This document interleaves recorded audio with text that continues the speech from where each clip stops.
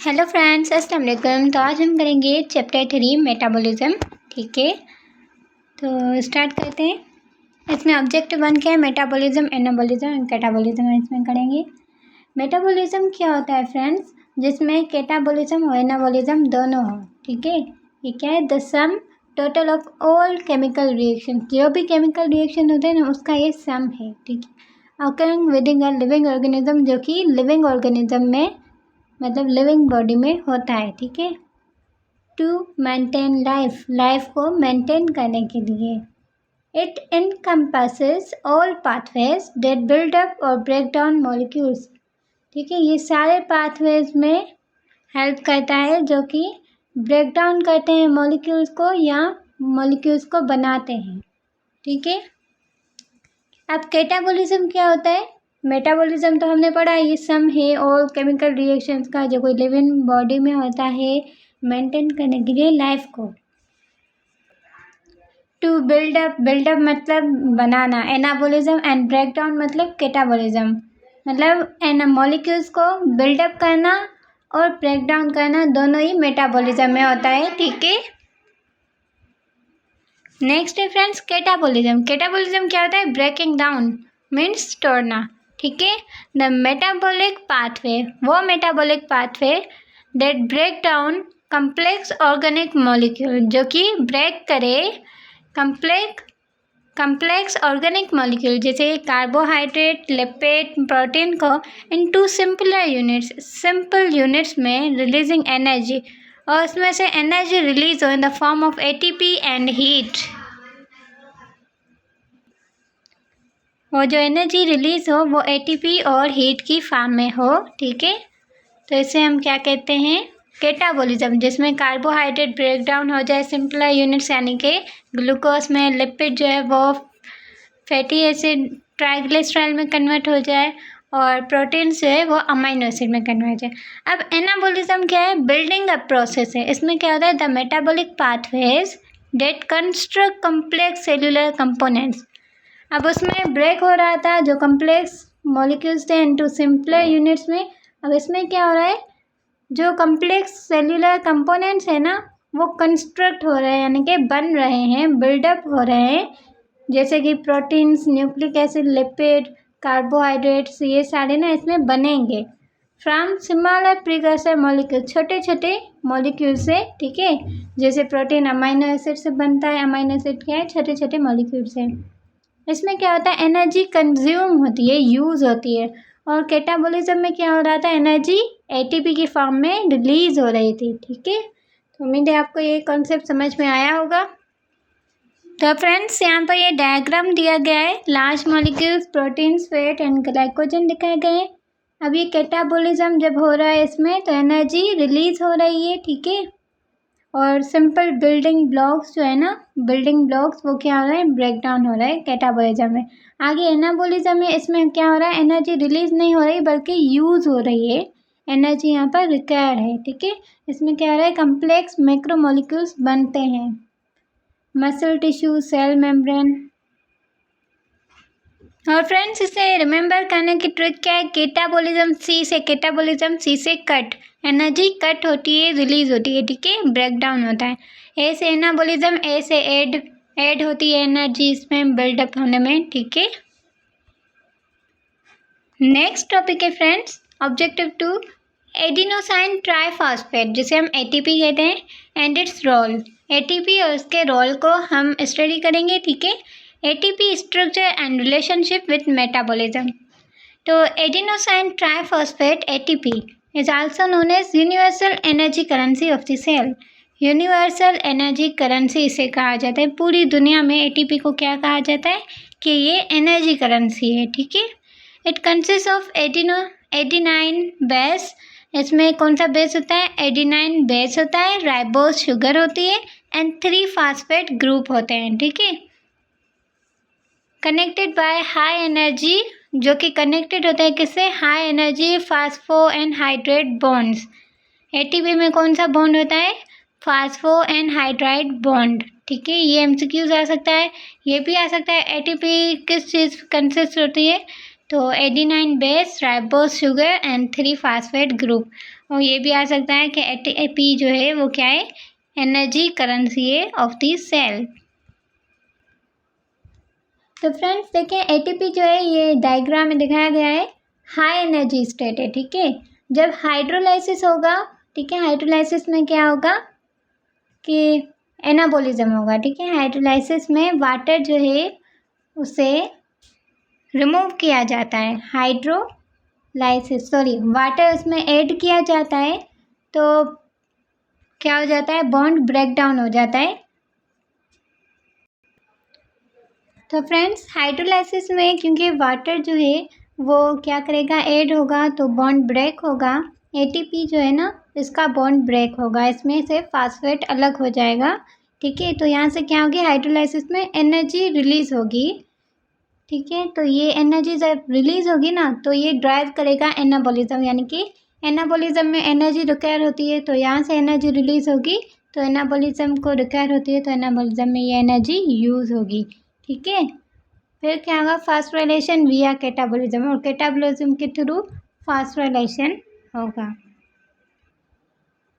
मतलब उसके बाद क्या होगा, कैटाबॉलिज्म में क्या होगा कि एनर्जी रिलीज होती है, तो फास्फेट फिर से एटीपी से अटैच हो जाता है, एटीपी बन जाती है, एनर्जी जो रिलीज होती है ना कैटाबॉलिज्म में, तो वो एनर्जी रीस्टोर हो जाती है इन द फॉर्म ऑफ एटीपी, ठीक है।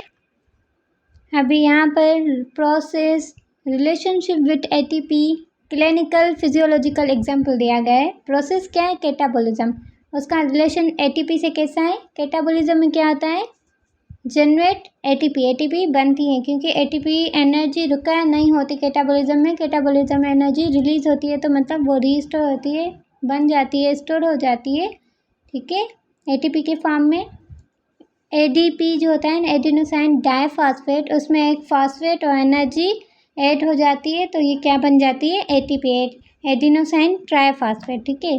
अब इसका क्लिनिकल फिजियोलॉजिकल एग्जांपल क्या है कि ब्रेकडाउन ऑफ ग्लूकोज, जब भी ग्लूकोज का ब्रेकडाउन होता है ड्यूरिंग सेल्यूलर रेस्पिरेशन, सेल में ड्यूरिंग सेल रेस्पिरेशन, तो ये टू यील्ड 30 to 32 एटीपी, ठीक है। तो इसमें से 30 to 32 एटीपी जो है ना वो बनती हैं जब ग्लूकोज ब्रेकडाउन होता है, ठीक है।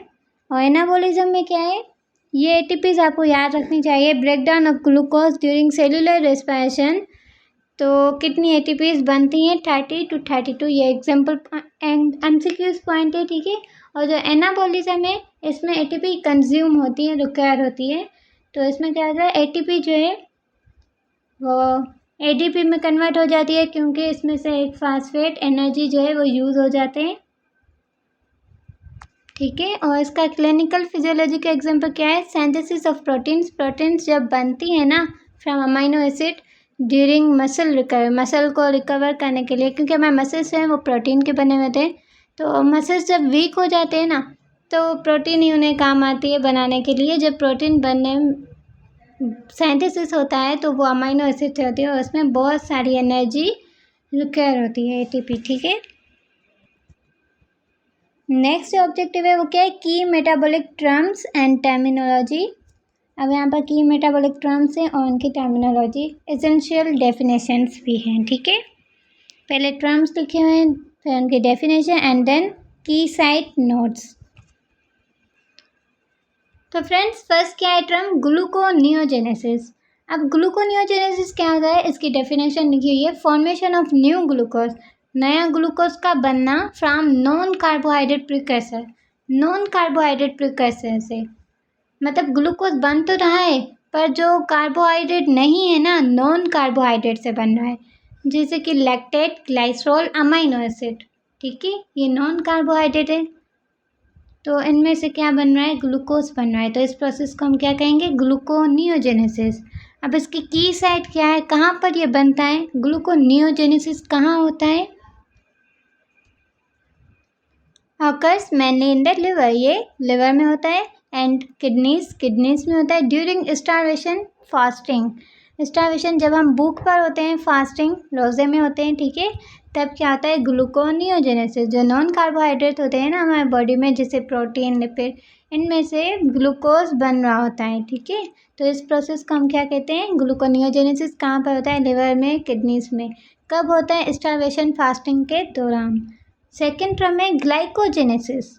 अब ग्लूकोज का बनना, ग्लाइकोजेनेसिस मतलब ग्लाइकोजन का बनना, synthesis of glycogen from glucose for storage. अब बॉडी में ग्लूकोज ज़्यादा हो गया है तो फिर बॉडी क्या करेगी, ग्लूकोज को स्टोर करेगी इन द फॉर्म ऑफ ग्लाइकोजन, मतलब ग्लाइकोजन को सिंथेसाइज करेगी, बनाएगी ग्लूकोज को स्टोर करने के लिए। अब ये प्रोसेस कहाँ होता है, स्टिमुलेटेड बाय इंसुलिन। कौन करता है, इंसुलिन करता है, ठीक है। ग्लूकोज जब बॉडी में ज़्यादा हो जाता है तो इंसुलिन जाता है और फिर ग्लूकोज को लिवर सेल्स के अंदर जाकर स्टोर करता है, ग्लाइकोजन की सिंथेसिस करवाता है। ऑकर्स इन लिवर सेल्स में होता है एंड स्केलेटल मसल में भी ये प्रोसेस होता है। Next friends, glycogenolysis.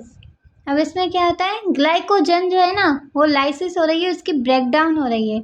Breakdown of stored glycogen. जो हमने ग्लाइकोजेनेसिस में ग्लूकोज से ग्लाइकोजन बनाया था ना, सिंथेसिस किया था, अब ग्लाइकोजेनोलाइसिस में क्या आ रहा है, वो सिंथेसिस हुआ जो ग्लाइकोजन है ना, स्टोर हुआ glucose and the form of glycogen, वो अब लाइसिस यानी कि ब्रेकडाउन हो रही है उसकी, ठीक है। Breakdown of stored glycogen into glucose 6 phosphate या ग्लूकोज, ठीक है। ये किस में ब्रेकडाउन होगा, ग्लूकोज 6 फास्फेट या फिर ग्लूकोज में। स्टिमुलेटेड बाय, अब ये कौन करा रहा है, ग्लाइकोजेनोलाइसिस। अब जब बॉडी में ग्लूकोज की कमी हो जाएगी ना तो फिर कौन आएगा, ग्लूकागोन आएगा। इंसुलिन एंड ग्लूकागोन एक दूसरे के बिल्कुल इक्वल एंड अपोजिट होते हैं। इंसुलिन जब ग्लूकोज ब्लड में इंक्रीज हो जाए ग्लूकोज की लेवल, तो इंसुलिन उसे liver cells and skeletal muscle में स्टोर करते हैं इन द फॉर्म ऑफ ग्लाइकोजन। और जब ब्लड से ग्लूकोज की लेवल डिक्रीज होने लगती है तो ग्लूकागोन आता है एंड एपिनेफ्राइन। तो ये आकर क्या करते हैं, लिवर सेल और जो होते हैं ना स्केलेटल में से, यहाँ से फिर से ग्लूकोज को निकालते हैं, मतलब ग्लाइकोजन को ब्रेक डाउन करते हैं ग्लूकोज बनाने के लिए, ठीक है। ड्यूरिंग हाइपोग्लाइसीमिया, जब हाइपोग्लाइसीमिया यानी कि ग्लूकोज लो हो जाता है बॉडी में। ओके फ्रेंड्स, नेक्स्ट है ट्रांसअमाइनेशन।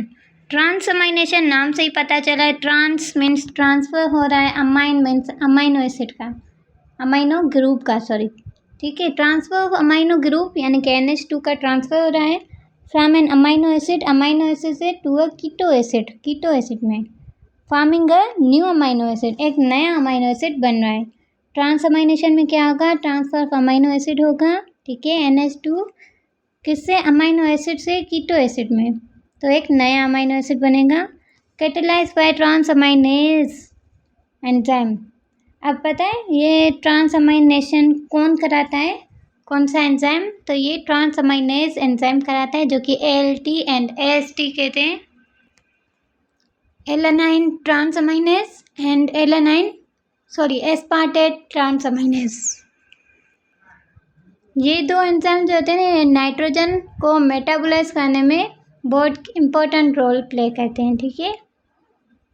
डीअमाइनेशन में क्या आता है, डी मीन्स रिमूवल, ठीक है, removal. Amination, amine means amino group, removal of amino group. यहाँ पर क्या होता है, अमाइनो ग्रुप ही रिमूव हो रहा होता है फ्रॉम एन अमाइनो एसिड से एज अमोनिया, और फिर क्या बन जाता है, अमोनिया, ठीक है।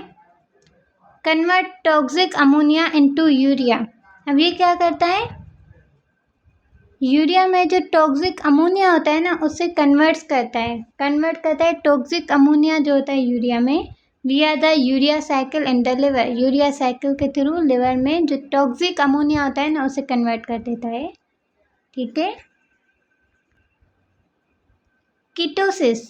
अब कीटोसिस क्या है, metabolic state characterized by elevated level of ketone bodies in blood urine due to high fat oxidation. अब कीटोसिस में क्या होता है फ्रेंड्स, जब ब्लड में, यूरिन में एलिवेटेड लेवल मतलब हाई लेवल हो जाए कीटोन बॉडीज़ की due to high fat oxidation. क्यों, क्योंकि फैट जो है ना उसकी ऑक्सीडेशन ज़्यादा हो गई है, फैट को ब्रेक डाउन ज़्यादा किया जा रहा है, ठीक है। तो क्या बन जाती है, कीटोन बॉडीज़ बन जाती हैं। अब seen in low carb diets, जो जो बंदे लो कार्ब्स डाइट लेते हैं, यानी कि जिसमें शुगर ना हो, वो डाइट लेते हैं, लो कार्बोहाइड्रेट डाइट लेते हैं। प्रोलॉन्ग फास्टिंग, हमेशा फास्टिंग पर रहते हैं, ठीक है।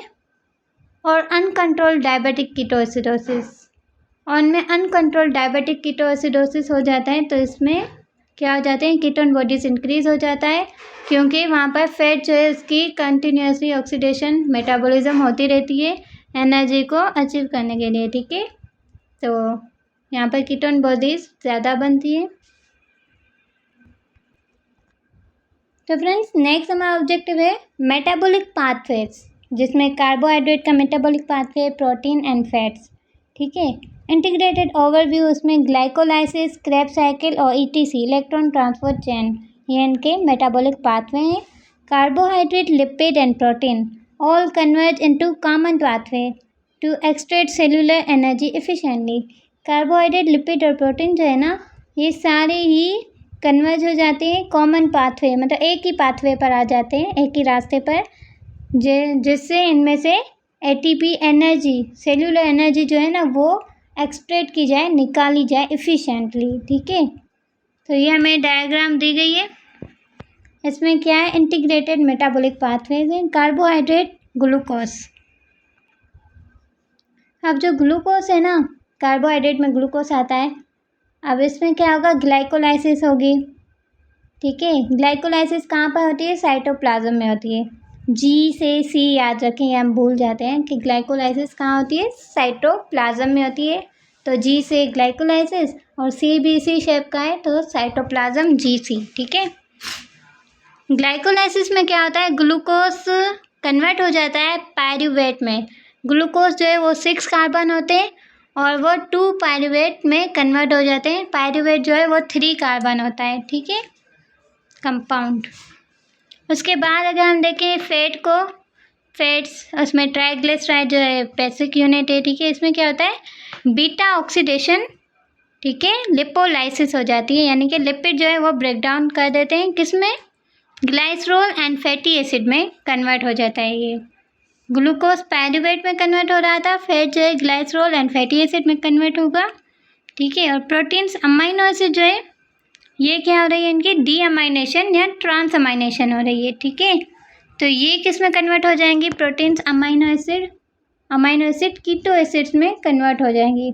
अब ये तीनों आगे चलकर सेम पाथवे पर आ रहे हैं, इन तीनों में से आगे क्या बनेगा, मतलब ये तीनों आगे जाएंगी क्रेब्स साइकिल में, ठीक है। यहाँ पर क्या आएगा, एसिटाइल कोए एंजाइम आएगा, ये क्या है, 2 कार्बन कॉमन फ्यूल, ठीक है।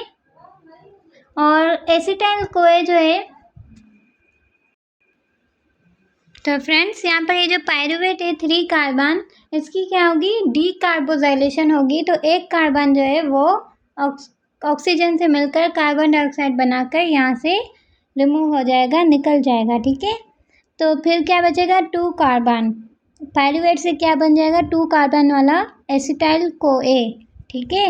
और ऐसा ही ग्लाइसरोल और फैटी एसिड में भी होगा, ये भी कन्वर्ट हो जाएंगे एसिटाइल कोए में, और जो कीटो एसिड्स हैं ये भी एसिटाइल कोए में कन्वर्ट हो जाएंगे। तो फ्रेंड्स ये तीनों कन्वर्ट हो जाएंगे एसिटाइल कोए जो कि 2 कार्बन है, ठीक है। और फिर ये माइटोकॉन्ड्रिया में जाकर क्रेब्स साइकिल में जाएंगे। एसिटाइल कोए जो है 2 कार्बन, ये क्रेब्स साइकिल में जाएगा। क्रेब्स साइकिल को हम सिट्रिक एसिड साइकिल या इसे हम ट्राई कार्बोक्सिलिक एसिड साइकिल भी कहते हैं, ठीक है। ये कहाँ होता है, माइटोकॉन्ड्रियल मैट्रिक्स, ये क्वेश्चन आता है। क्रेब्स साइकिल कहाँ होता है, माइटोकॉन्ड्रियल मैट्रिक्स में होता है। ग्लाइकोलाइसिस कहाँ होता है, ये साइटोप्लाज्म में होता है, GC से याद रखें, ठीक है। और क्रेब्स साइकिल को हम सिट्रिक एसिड साइकिल कहते हैं, ये भी क्वेश्चन आता है। और साथ ही tri carboxylic acid cycle TCA भी कहते हैं। इसमें क्या होता है, प्रोड्यूस होता है कार्बन डाइऑक्साइड, 2 ATPs प्रोड्यूस होती हैं, NADH एंड FADH प्रोड्यूस होता है, ठीक है। ये सारी भी एनर्जी करेंसीज हैं, जैसे ATP है ऐसे ही NADH एंड FADH भी ATP करेंसी है। NADH and FADH donate high energy electrons, इनमें ATP से ज़्यादा एनर्जी होती है, ठीक है। इलेक्ट्रॉन ट्रांसपोर्ट चेन, और क्रेब्स साइकिल के बाद ये किस में जाते हैं, इलेक्ट्रॉन ट्रांसपोर्ट चेन में एंड ऑक्सीडेटिव फॉस्फोराइलेशन। ठीक है, ये कहाँ होती है electron transport chain, inner mitochondrial membrane. अब ये भी याद रखना है कि क्रेब्स साइकिल माइटोकॉन्ड्रियल मैट्रिक्स में हो रही थी, यहाँ पर carbon dioxide 2 ATP NADH and FADH2 produce हो रहे थे। Electron transport chain and oxidative phosphorylation कहाँ हो रही है, इनर माइटोकॉन्ड्रियल मेम्ब्रेन में। ठीक है, और इसमें क्या प्रोड्यूस हो रहा है, 28 to 30 ATP। ये भी क्वेश्चन आता है कि इलेक्ट्रॉन ट्रांसपोर्ट चेन में कितनी ATPs प्रोड्यूस होती है, तो 28 to 30 ATPs प्रोड्यूस होती है प्लस वाटर। ठीक है, H2O final electron acceptor oxygen होता है। अब ये डिटेल ब्रेकडाउन ऑफ स्टेजेस जो ऊपर हमने पढ़ी है ये सारी यहाँ पर लिखी हुई है। ग्लाइकोलाइसिस, तो ग्लाइकोलाइसिस में ग्लाइकोजन जो है वो क्या होता है, ब्रेक होता है, सॉरी ग्लूकोज जो है वो 2 मॉलिक्यूल्स में ब्रेक होता है ग्लाइकोलाइसिस में। ये क्या है, एनएरोबिक रिएक्शन है। एनएरोबिक मतलब ऑक्सीजन की एब्सेंस में होता है, ऑक्सीजन की प्रेजेंस में होता है तो एरोबिक होता है। ठीक है, तो ये भी क्वेश्चन आता है, ग्लाइकोलाइसिस एरोबिक है एनएरोबिक है, तो ये एनएरोबिक रिएक्शन है। ठीक है, ये साइटोप्लाज्म में होता है, GC याद रखें। कन्वर्स, ये क्या करता है, कन्वर्ट करता है 1 मॉलिक्यूल ऑफ ग्लूकोज को इंटू 2 मॉलिक्यूल ऑफ पायरूवेट में, क्योंकि 1 मॉलिक्यूल ऑफ ग्लूकोज उसमें 6 कार्बन होते हैं और पायरूवेट के 1 मॉलिक्यूल में 3 कार्बन होते हैं। जब 6 कार्बन वाला एक ग्लूकोज मॉलिक्यूल ब्रेक होगा तो वो 2 पायरूवेट में कन्वर्ट होगा, 3 कार्बन 1 पायरूवेट में होते हैं इसलिए। ठीक है, यील्डिंग क्या प्रोड्यूस करेगा, अ नेट ऑफ 2 ATP। ग्लाइकोलाइसिस में 2 ATP और 2 NADH प्रोड्यूस होते हैं। ठीक है, NADH का फुल फॉर्म क्या है, nicotinamide adenine dinucleotide hydrogen atom, ये NADH का फुल फॉर्म है फ्रेंड्स। ओके, और जो 1 NADH होता है वो किसके इक्वल होता है, 2.5 ATP, या फिर इसे हम 3 ATPs के इक्वल भी कहते हैं। ठीक है, 1 NADH, तो 2 NADH कितनी ATPs के बराबर हो गया, 6 ATPs के। तो NADH जो है ये क्या है, हाई एनर्जी है। ठीक है, क्रेब्स साइकिल को हम सिट्रिक एसिड साइकिल कहते हैं। ठीक है, ये क्या है, एरोबिक रिएक्शन है, जबकि ग्लाइकोलाइसिस क्या था, एनएरोबिक रिएक्शन। तो ये कहाँ होता है, माइटोकॉन्ड्रियल मैट्रिक्स में होता है क्रेब्स साइकिल। ग्लाइकोलाइसिस कहाँ हो रहा था, साइटोप्लाज्म में। Krebs cycle converts acetyl CoA producing carbon dioxide.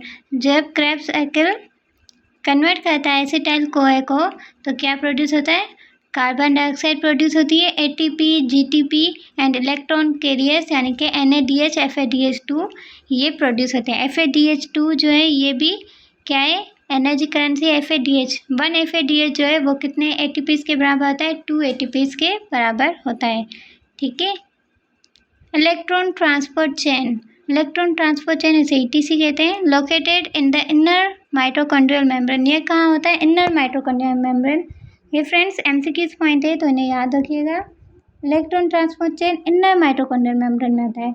Electrons pass through protein complexes, इसमें क्या होता है, इलेक्ट्रॉन्स जो है प्रोटीन कम्प्लेक्स से पास होते हैं, creating a proton gradient create करते हैं। डेट ड्राइव्स, जो ड्राइव करते हैं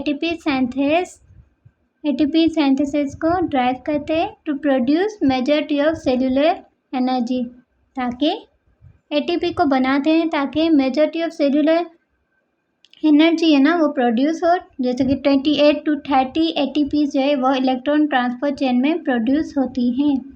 ठीक है, oxygen act as ultimate electron acceptor from water. Oxygen जो है वो क्या है, अल्टीमेट इलेक्ट्रॉन एक्सेप्टर है, फॉर्मिंग क्या बनाता है, वाटर। ठीक है, अब एग्जाम समरी क्या है friends, carbohydrates primary fast source of fuel है। ठीक है, कार्बोहाइड्रेट्स क्या है, प्राइमरी है पर फास्ट सोर्स ऑफ फ्यूल है। इसमें ग्लाइकोलाइसिस होती है, ग्लूकोज, कार्बोहाइड्रेट में ग्लूकोज आता है, ग्लूकोज की ग्लाइकोलाइसिस होती है, मतलब ग्लूकोज को ब्रेक डाउन किया जाता है तो 2 पायरूवेट बनता है, पायरूवेट में से कार्बोजाइलेशन होती है तो कार्बन डाइऑक्साइड के फॉर्म में एक कार्बन निकल जाता है, तो फिर क्या 2 कार्बन बचे हैं जिससे हम एसिटाइल CoA कहते हैं। एसिटाइल CoA माइटोकॉन्ड्रिया में जाता है वहाँ पर क्या होता है, क्रेब्स साइकिल में जाता है। और क्रेब्स साइकिल कहाँ होती है, माइटोकॉन्ड्रिया के मैट्रिक्स में होती है, ठीक है। और वहाँ पर जैसे हमने ऊपर पढ़ा था कि carbon dioxide ATP, GTP, NADH, FADH2 ये बनाती हैं एटीपी करेंसी, ठीक है। उसके बाद ETC इलेक्ट्रॉन ट्रांसफर चेन में जाती है। यहाँ पर सबसे ज़्यादा ATPs बनती है, 28 to 30 ATPs यहाँ पर बनती है। उसके बाद अगर फैट को देखा जाए तो ये हाई यील्ड फ्यूल है, ठीक है। ये क्या होता है, इसमें ग्लाइसरॉल जो है वो इंटर्स होता है ग्लाइकोलाइसिस में। Fatty acids undergo beta oxidation, fatty acids जो है वो बीटा ऑक्सीडेशन होती है, तो ये कन्वर्ट हो जाते हैं एसिटाइल कोए में, और फिर से वही क्रेब्स साइकिल और electron transfer chain same process हो जाता है।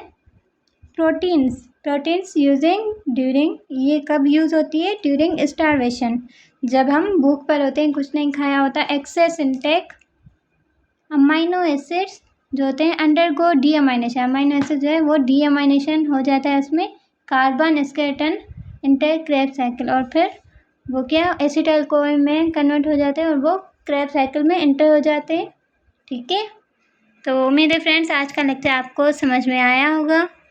अगर समझ आया है तो सब्सक्राइब करें, लाइक करें वीडियो को, ताकि आने वाली नोटिफिकेशंस आपको मिलती रहें इंशाल्लाह। इस कार्बो ये जो बायोकेमिस्ट्री है इसके सारे चैप्टर्स हम कवर करेंगे, ठीक है, डिटेल के साथ। और लास्ट में हम इसका MCQs भी करेंगे हर एक चैप्टर के, ताकि आपको एग्ज़ाम्स में बिल्कुल भी प्रॉब्लम ना हो। और बायोकेमिस्ट्री का एग्ज़ाम बिल्कुल ईजी आता है फ्रेंड्स, तो टेंशन बिल्कुल भी मत लीजिएगा।